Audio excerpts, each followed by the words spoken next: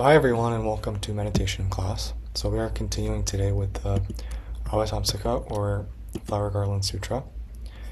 And we were talking yesterday about this first ground and how it comes together with the path of seeing, where the bodhisattva can now directly realize emptiness in a way that's not conceptual.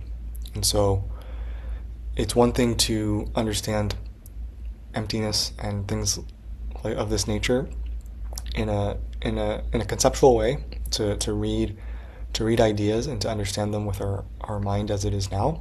But it's another thing to directly transform our understanding so that our mind directly realizes this emptiness. And so when we can reach this direct realization, when the bodhisattva reaches this direct realization, then there is an end in Buddhahood which is said to be assured. And so one thing that it always, in many of these texts, always emphasize is that when one reaches this level of understanding, this understanding of emptiness doesn't pull the bodhisattva away from other beings. And so while the wisdom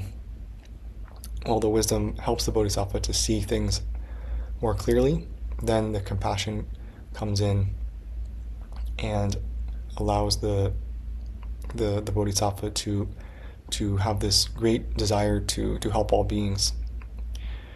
And so the wisdom also does not let the compassion lead to attachment, and so they come together.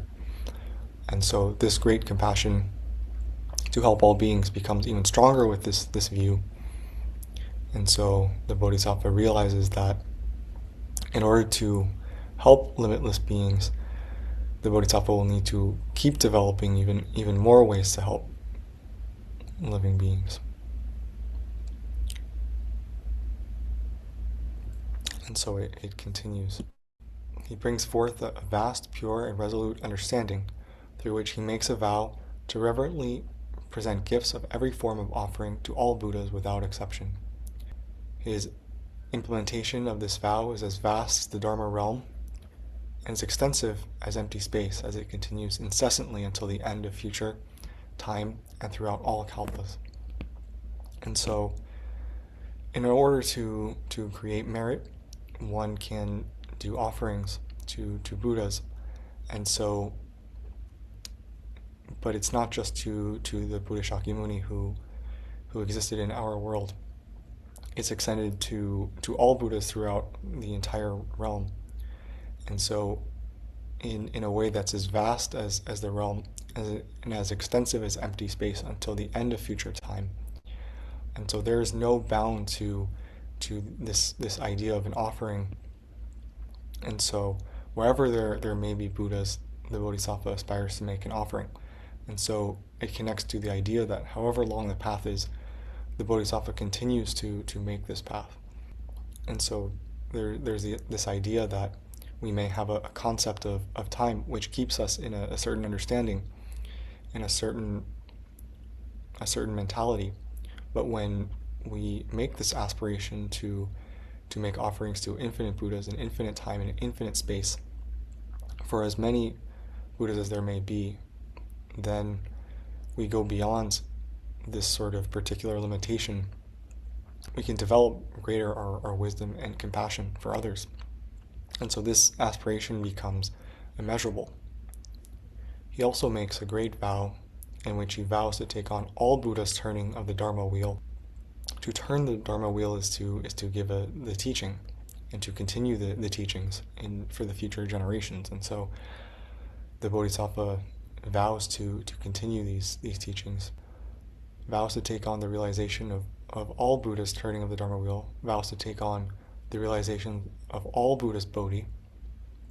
And so the Bodhisattva then is more or less assuming the responsibility of the continuity of the Dharma. And so the Bodhisattva is ensuring that the teachings remain available for future beings. And so this is another way that the Bodhisattva turns its mind towards thinking about other beings and beyond itself and beyond the present time and beyond the immediate needs, which leave us in this sort of cyclical existence, constantly thinking about the immediate and the self, which can sometimes lead us to commit negative actions and to not understand reality as it truly is.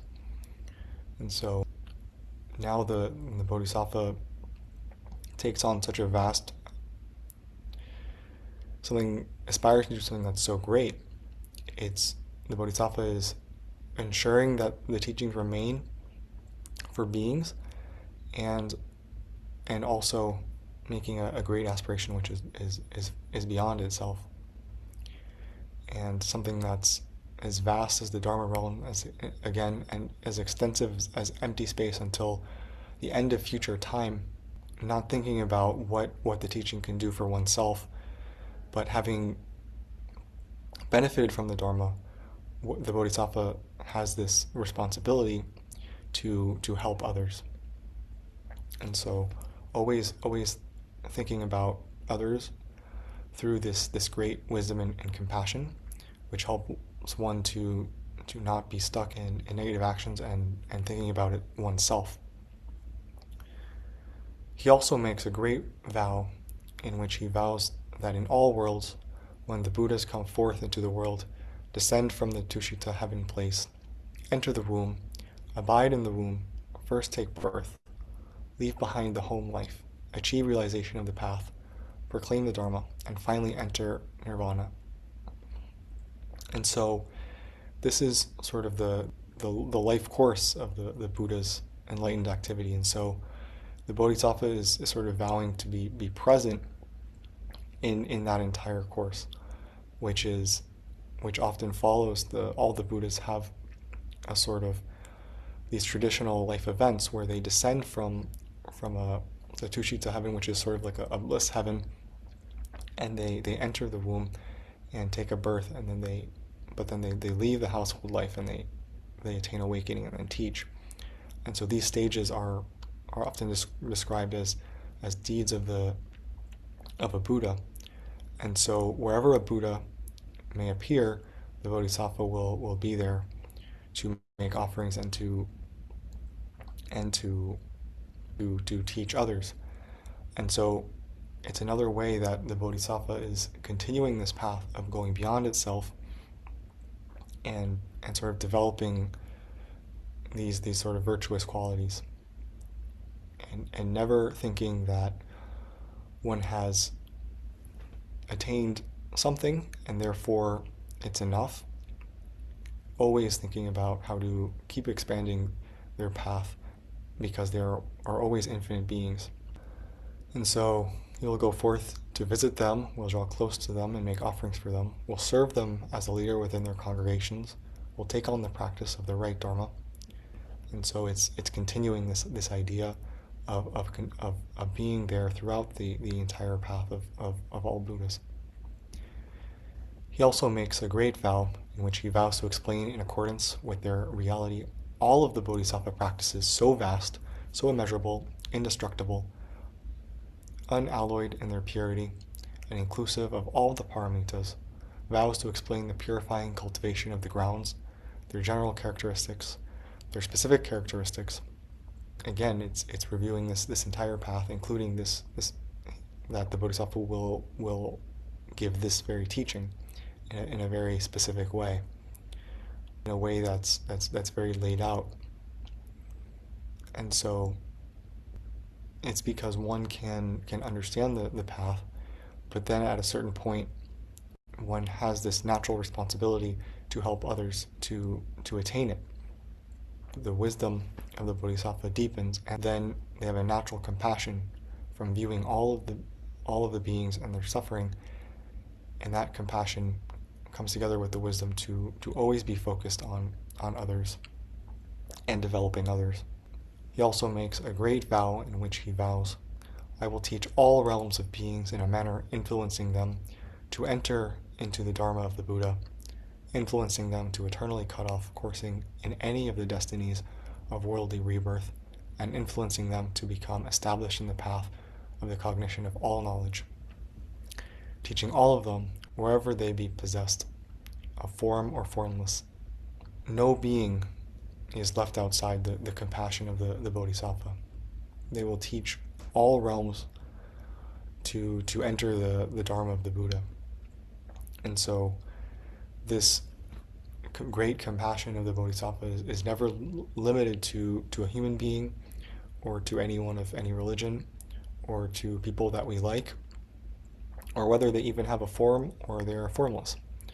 And so it extends to every kind of sentient being, because the bodhisattva wants all beings to, because of their realization of the true nature of reality, they would also like all beings to cut off any of this suffering and cyclical existence and worldly life.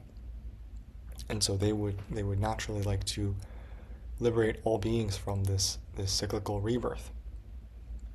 And so ultimately to relieve them of this ignorance of what they think is reality, and the karma that they incur from negative actions which continually produces suffering. When they are influenced to become established in the path of cognition of all knowledge, then it's not a question of being omniscient for just to be omniscient, but then one starts to have this from clearing their attachments to be able to help all beings. He also makes a great vow in which he vows to directly know and perceive with utterly clear cognition all worlds in all their vastness and countless varieties, including the coarse, the subtle, the disordered, the inverted, and the upright, knowing them all, whether in entering them, coursing along within them, or emerging from them, knowing them in their countlessly many different sorts of variations throughout the 10 directions that are analogous in their mutual relationship to the net-like curtain of Indra. And so it's very long, but the bodhisattva is always aspiring towards the unobstructed knowledge of a Buddha. If the bodhisattva is to benefit beings everywhere, then the bodhisattva must understand all of the environments and the conditions and the cultures and the karmic situations that every being in reality lives. And so in the text it puts this in a way that maybe countless varieties of beings, including the coarse, the subtle, the disordered, the inverted. In other words, all forms of life put themselves in or take on life forms that are in a variety of different conditions. And so beings may have a completely different way of living and conducting themselves. Bodhisattva never has any sort of limit to their level of compassion. And so in order to deepen their wisdom, their understanding of the world, and their compassion for all beings, they enter them, course along with them, or emerge from them. And so they get to know, the bodhisattva gets to know their world completely. In other words, step into the shoes of all living beings in order to deepen its wisdom and compassion and help those beings to have that higher level of wisdom and compassion. And then it compares them, it describes these worlds as being like jewels in Indra's net. And so this is sort of comes together with this. It's an example in Buddhism for this immeasurable network of things in life, which is interconnected on a very deep level. And although we may see different phenomena in life to be completely isolated events that are happening, they're all on one level deeply interconnected. And so each world exists within another world, and all of their causes and conditions and relationships are all connected. Buddhism is said to exist independently. And so to have a a full understanding of reality and all beings, one needs to understand that all ultimately interconnected. And this goes back to this idea of realizing emptiness and not just having a philosophical understanding of it. When one truly realizes that nothing exists independently, then one can see the true nature of reality. Again, his implementation of this vow is as vast as the Dharma realm and as extensive as empty space, as it continues on incessantly until the end of future time and throughout all kalpas. And so always the vows end with both vowing to awaken personally, but helping all beings to awaken, and this vow extends for all time and all space, and no being is outside of it. Because when we have a realization of emptiness, and we see the interconnectedness of all things, and we see that nothing is truly isolated in the way we may think it is, then we go about things in a completely different way. He also makes a great vow in which he resolves to bring about the complete purification of all the measurelessly many Buddha lands, wherein all lands enter a single land enters all lands, and they are adorned with many radiant phenomena. It goes back to this idea that a Buddha land or a realm is shaped by the activity and the aspirations of a Buddha. And so to purify the Buddha land means to create conditions which is free from obstacles and is more conducive to these virtuous activities and the teaching of the Dharma. And so it comes back to this idea that in order to purify the land that we are in, one must purify their own self and their own mind.